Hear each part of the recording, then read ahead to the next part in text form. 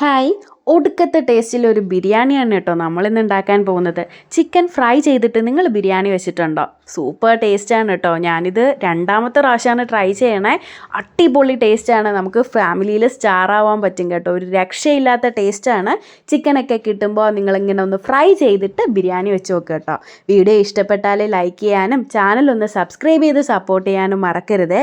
അപ്പോൾ എങ്ങനെ നമുക്ക് പെട്ടെന്ന് തന്നെ വീഡിയോയിലോട്ട് പോയാലോ? ചിക്കനൊക്കെ നമുക്ക് മാഗ്നേറ്റ് ചെയ്തെടുക്കേണ്ടതായിട്ടുണ്ട്. അതിലേക്കായിട്ട് 1 ടീസ്പൂൺ അളവില് മഞ്ഞൾപ്പൊടി ആഡ് ചെയ്തിട്ടുണ്ട്. 1 ടീസ്പൂൺ അളവില് കാശ്മീരി മുളക് പൊടിയാണ് കേട്ടോ ആഡ് ചെയ്തിട്ടുള്ളത്. കൂടെ തന്നെ സാദാ മുളക് പൊടിയും കൂടെ ആഡ് ചെയ്യുന്നുണ്ട്. ഞാനിവിടെ 2 ടീസ്പൂൺ അളവില് സാദാ മുളക് പൊടി ആഡ് ചെയ്യുന്നുണ്ട്. അടുത്തതായി 1 ടീസ്പൂൺ അളവില് കുരുമുളക് പൊടി, 1/2 ടീസ്പൂൺ അളവില് ഉപ്പ്, 1/2 ടീസ്പൂൺ അളവില് ഗരം മസാലപ്പൊടി, കൂടെ തന്നെ ഓയിൽ ആഡ് ചെയ്ത് കൊടുക്കുക കേട്ടോ. ഞാനിവിടെ സൺഫ്ലവർ ഓയിലാണ് ആഡ് ചെയ്തിട്ടുള്ളത്. എല്ലാം കൂടെ നമുക്ക് നല്ലതുപോലെ ഒന്ന് മിക്സ് ചെയ്തെടുക്കാം കേട്ടോ.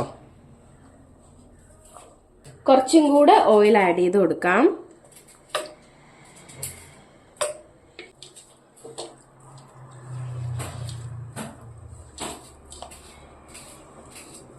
നമ്മുടെ മസാലയൊക്കെ അങ്ങനെ സെറ്റായിരിക്കുകയാണ്. ഇനി ഇതിലോട്ട് കഴുകി വൃത്തിയാക്കി വെച്ചിരിക്കുന്ന ചിക്കൻ ആഡ് ചെയ്ത് കൊടുക്കാം. എല്ലാം കൂടെ നല്ലതുപോലെ മിക്സ് ചെയ്ത് യോജിപ്പിക്കാം. ആ ഒരു മസാലയൊക്കെ ചിക്കന്റെ എല്ലാ ഭാഗത്തും നല്ലതുപോലെ ഒന്ന് പറ്റിപ്പിടിച്ചെടുക്കാം.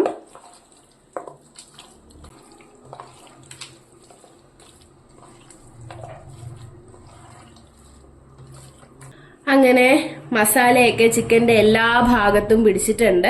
കണ്ടില്ലേ? ഈ ഒരു രീതിയിലാണ് കേട്ടോ വേണ്ടുന്നത്. ഇനി നമുക്ക് ഇതൊന്ന് റെസ്റ്റ് ചെയ്യാൻ വെക്കണം.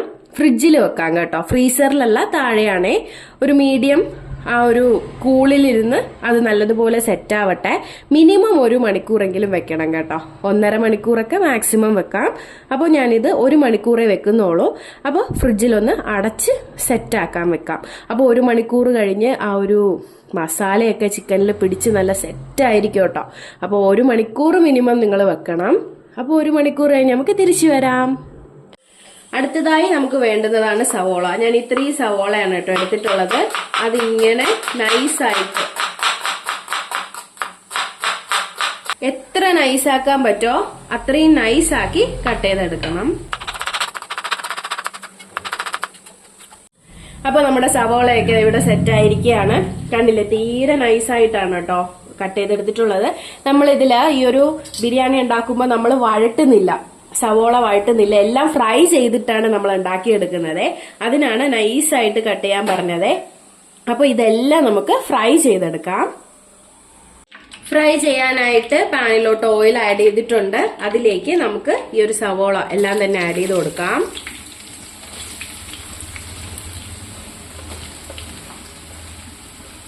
നമ്മൾ കൈ എടുക്കാതെ ഇളക്കി കൊടുക്കണം കേട്ടോ. എന്നാൽ മാത്രമേ എല്ലാ ഭാഗവും ഒരുപോലെ നമുക്ക് ഫ്രൈ ചെയ്തെടുക്കാൻ പറ്റുള്ളൂ. ഇത്രയും ഒരുമിച്ച് ബുദ്ധിമുട്ടാണെങ്കിൽ നിങ്ങൾ പകുതി പകുതിയായിട്ട് ഫ്രൈ ചെയ്തെടുത്താലും മതിയേ.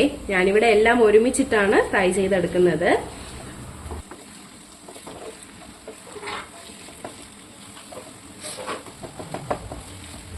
അഞ്ചാറ് മിനിറ്റോളം ആയിട്ടുണ്ട്. കണ്ടില്ലേ? ഈ ഒരു രീതിയിലായിട്ടുണ്ട്. ഇതൊന്നും ആയില്ല കേട്ടോ. നല്ലതുപോലെ ഫ്രൈ ആയി വരണം.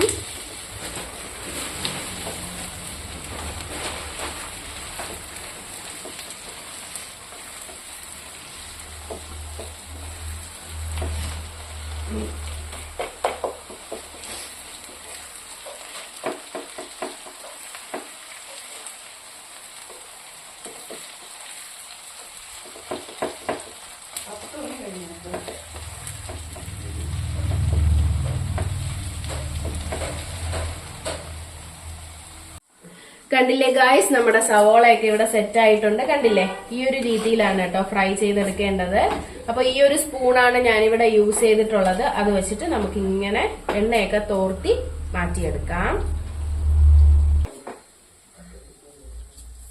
സവോള എല്ലാം തന്നെ നമ്മൾ ഓയിലിൽ നിന്ന് മാറ്റിയിട്ടുണ്ട്.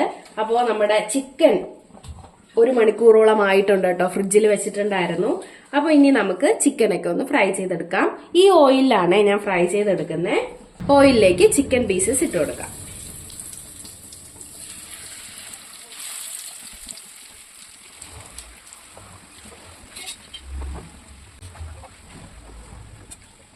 രണ്ട് സെറ്റായിട്ടാണ് കേട്ടോ ഞാൻ ഫ്രൈ ചെയ്തെടുക്കുന്നത്. അപ്പോൾ ഹാഫ് ഇട്ട് കൊടുത്തിട്ടുണ്ട്, ഹാഫ് അടുത്ത സ്റ്റെപ്പായിട്ടാണ്.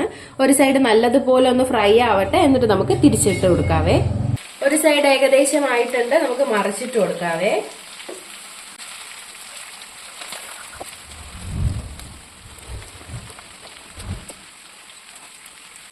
നല്ലതുപോലെ ഫ്രൈ ആയി വന്നിട്ടുണ്ട്. അപ്പൊ നമുക്ക് ഇനി ഇത് കോരി മാറ്റാം.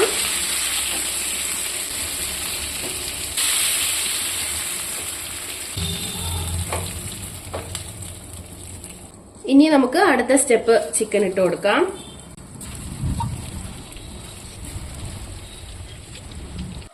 ഈ ചിക്കനും നല്ലതുപോലെ ഫ്രൈ ആയി വന്നിട്ടുണ്ട്, നമുക്ക് കോരി മാറ്റാം കേട്ടോ.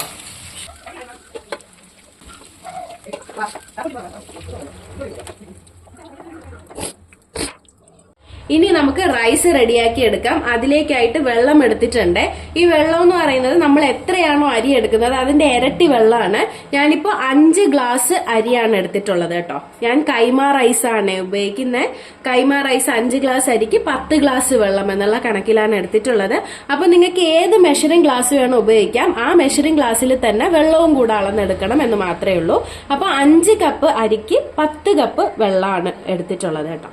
വെള്ളമൊക്കെ ഒന്ന് ചൂടായി വരുമ്പോ പട്ട, ഈ ഒരളവില് പട്ട ഒരു 4-5 പട്ട ഇട്ട് കൊടുക്കുന്നുണ്ട്. ഒപ്പം തന്നെ തക്കോല 2 തക്കോലം എടുത്തിട്ടുണ്ട്.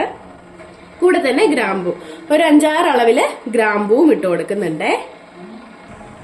ആവശ്യത്തിലേക്കുള്ള ഉപ്പിട്ട് കൊടുക്കാം. ഞാനിവിടെ 1/2 ടീസ്പൂൺ ഉപ്പാണ് ഇട്ട് കൊടുക്കുന്നത്.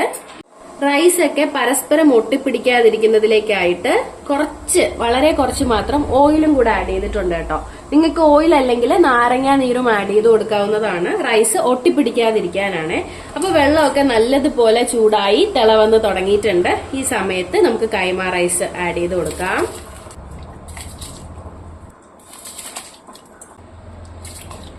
അപ്പൊ റൈസ് എല്ലാം ഇട്ട് കൊടുത്തിട്ടുണ്ട്. ഇനി ഇത് നല്ലതുപോലെ ഒന്ന് വെന്ത് വരേണ്ടതായിട്ടുണ്ട് കേട്ടോ.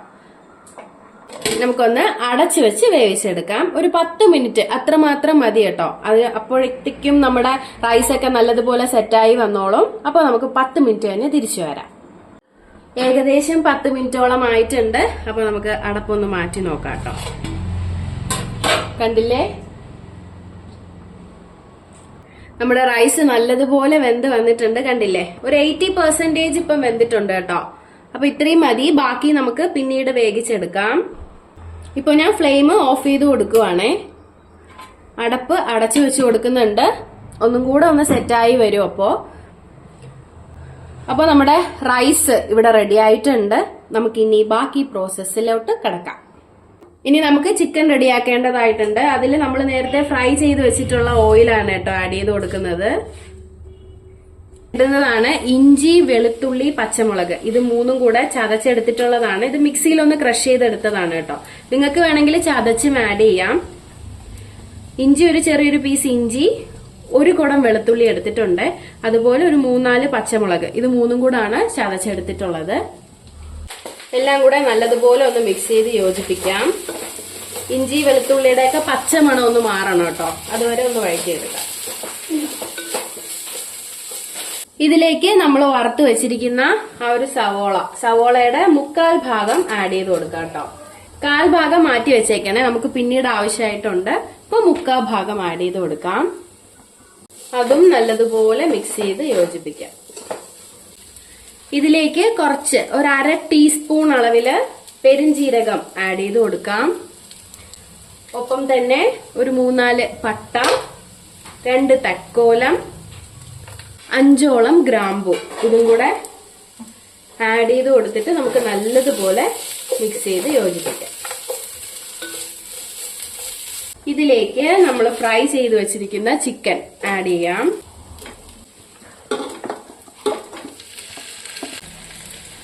എല്ലാം കൂടെ നല്ലതുപോലെ മിക്സ് ചെയ്ത് കൊടുക്കാം കേട്ടോ.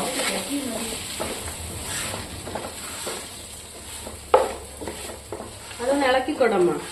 അടുത്തതായി നമുക്ക് വേണ്ടുന്നതാണ് തൈര്. ഞാനൊരു 1/2 കപ്പ് അളവിൽ തൈര് എടുത്തിട്ടുണ്ട്. തൈരും കൂടെ ആഡ് ചെയ്ത് കൊടുക്കാം. നല്ലതുപോലെ മിക്സ് ചെയ്ത് യോജിപ്പിക്കാം. ഈ സമയത്ത് ഉപ്പ് നോക്കിയിട്ട് ഉപ്പ് കുറവാണെങ്കിൽ ആഡ് ചെയ്ത് കൊടുക്കണം കേട്ടോ.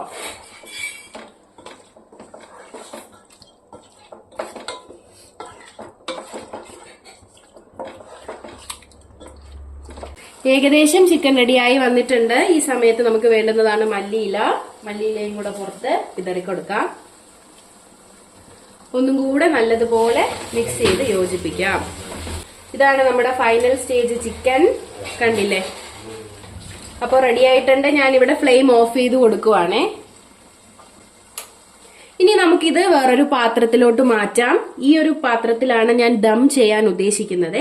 അതുകൊണ്ട് ഈ ഒരു ചിക്കനെ നമുക്ക് വേറൊരു പാത്രത്തിലോട്ട് മാറ്റാം. ചിക്കനൊക്കെ വേറൊരു പാത്രത്തിലോട്ട് മാറ്റിയിട്ടുണ്ട്. ഈ ഒരു പാത്രത്തിലാണ് കേട്ടോ ഞാൻ ദം ചെയ്തെടുക്കുന്നത്. അപ്പോൾ പാൻ എടുത്തിട്ടുണ്ട്. അതിലോട്ട് ആദ്യം ഇട്ട് കൊടുക്കുന്നത് റൈസ് ആണ്. ഒരു ലെയർ ആയിട്ട് റൈസ് ഇട്ട് കൊടുക്കാം.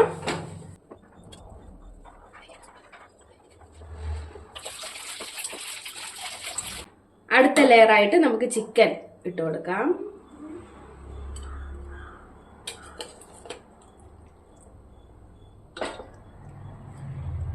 ഗ്രേവിയോടൊപ്പം തന്നെ ചിക്കൻ ഇട്ട് കൊടുക്കുന്നുണ്ട്.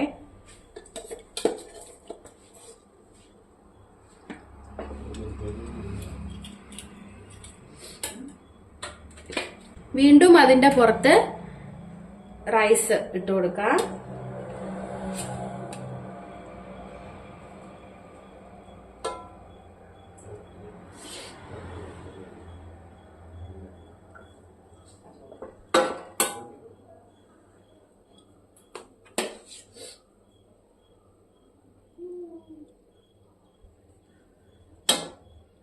അടുത്ത ലെയർ ചിക്കൻ വെച്ച് കൊടുക്കാം.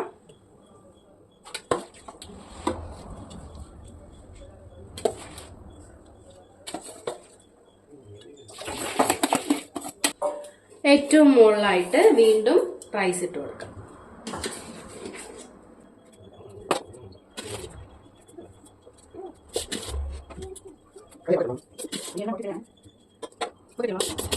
ഏറ്റവും മുകളിലായിട്ട് നമ്മൾ ഫ്രൈ ചെയ്ത് വെച്ചിരിക്കുന്ന ആ ഒരു സവോളയും കൂടെ ആഡ് ചെയ്ത് കൊടുക്കാം. ഇനി നമുക്ക് ചെറു തീയില് ദം ചെയ്തെടുക്കാം കേട്ടോ. ഒരു 10 മിനിറ്റ് ഒന്ന് അടഞ്ഞിരിക്കട്ടെ. അപ്പോൾ നമ്മൾ 80% ആയിരുന്നു റൈസ് വേവിച്ച് വെച്ചിരുന്നത്. അപ്പോൾ അതും കൂടെ നല്ലതുപോലെ സെറ്റായി വരും. അപ്പോൾ ഒരു 10 മിനിറ്റ് നമുക്ക് വെയിറ്റ് ചെയ്യാം. ഫ്ലെയിം ലോ ഫ്ലെയിമിലാണ് വെച്ച് കൊടുത്തിട്ടുള്ളത്. 10 മിനിറ്റ് ദമ്മായിരിക്കട്ടെ. ഫ്ലെയിം ഓഫ് ചെയ്തിട്ടുണ്ട്. ഇനി നമ്മൾ സെർവ് ചെയ്യുന്നത് വരെ ഇത് തുറക്കണ്ട. സെർവ് ചെയ്യുന്ന സമയത്ത് തുറന്നാൽ മതി കേട്ടോ. അപ്പോൾ നമ്മുടെ ബിരിയാണി ഇവിടെ റെഡി ആയിരിക്കുകയാണ്. കാണുമ്പോൾ തന്നെ അറിയില്ലേ എന്തുമാത്രം ടേസ്റ്റാന്നുള്ളത്. അപ്പോൾ എല്ലാം കൂടെ നമുക്കൊന്ന് മിക്സ് ചെയ്ത് യോജിപ്പിച്ച് കൊടുക്കാം. ഞാനിവിടെ ചിക്കനും റൈസും എല്ലാം കൂടെ മിക്സ് ചെയ്തിട്ടാണ് കേട്ടോ ബിരിയാണി എടുക്കുന്നത്. അപ്പം നിങ്ങൾക്ക് വേണമെങ്കിൽ സെപ്പറേറ്റ് എടുക്കാവുന്നതാണ്. ചോറ് സെപ്പറേറ്റ്, ചിക്കൻ സെപ്പറേറ്റ് അങ്ങനെ എടുക്കാവുന്നതാണ്. ഞാനിത് എല്ലാം കൂടെ ഇങ്ങനെ ഒരുമിച്ച് മിക്സ് ചെയ്യുന്നുണ്ട്. അപ്പോഴാണ് സൂപ്പർ ടേസ്റ്റ് കേട്ടോ. ഒരു രക്ഷയില്ലാത്ത അടിപൊളി ടേസ്റ്റിലെ ബിരിയാണിയാണ്. എല്ലാവരും മസ്റ്റായിട്ട് ട്രൈ ചെയ്യേണ്ട ഒരു ഐറ്റമാണ് കേട്ടോ. നിങ്ങൾ പലതരത്തിൽ ബിരിയാണി വെക്കൂലേ, എന്നാൽ ഇതുപോലെ ഒരിക്കൽ ഒന്ന് മസ്റ്റായിട്ട് ട്രൈ ചെയ്യണം. ട്രൈ ചെയ്യുമ്പോൾ നിങ്ങൾക്ക് മനസ്സിലാവും എന്തുമാത്രം ടേസ്റ്റാന്നുള്ളത്. എല്ലാവർക്കും ഇഷ്ടപ്പെട്ടെന്ന് വിശ്വസിക്കുന്നു. വീഡിയോ ഇഷ്ടപ്പെട്ടെങ്കിൽ എല്ലാവരും ലൈക്ക് ചെയ്യുക, ഷെയർ ചെയ്യുക, സബ്സ്ക്രൈബ് ചെയ്യുക. പുതിയൊരു വീഡിയോ ആയിട്ട് നമുക്ക് വീണ്ടും കാണാം. ബൈ.